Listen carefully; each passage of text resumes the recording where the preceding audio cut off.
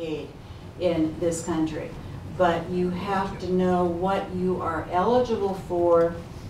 Medicaid, for example, is a federal program, but it's administered by the states, and they set the rules and regulations. It's usually for people who are at or below the poverty level, but the poverty level varies by state and how much of your assets you can keep before qualifying.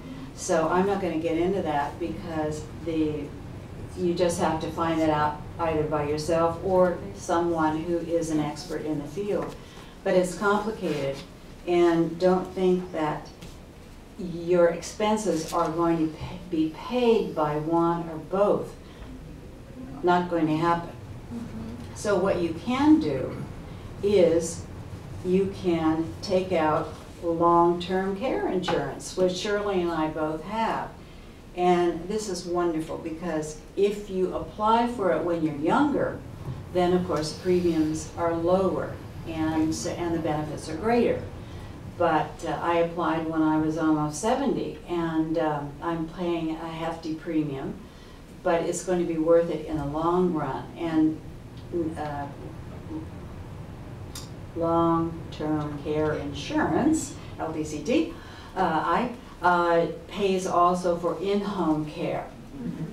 Certain policies will also allow you to dip into what's called the pool of your funds if you have an accident or a short illness before you reach the qualifying age, let's say, when your benefits start to kick in.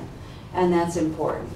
I had a knee operation. I could have had in-home help during the time I was recovering from that. I chose not to do it because I wanted to save those funds for later. But there are policies that allow you to reimburse the funds that you may have to use before the actual date. And I would recommend that you look into that because many of the policies will pay for your care in Europe also or in other countries.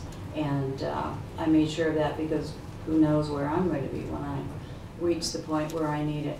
But there are many policies out there. Just do some research. MetLife is one, Hancock. There are many, many different sources of that.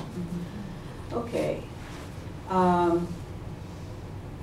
With Medicaid, I will say that with regard to any kind of facility that you end up in, you have very, very little choice. You have to go where they have a facility or one that accepts Medicare and Medicaid payments. That's another thing that you have to consider when you're choosing a place, either for your loved one or for yourself. What kind of payment do they accept? There's also Medigap, which is a supplemental insurance policy that augments the Medicare or Medicaid. So those are all things that you really need to look into early. These are things that you really have to plan for.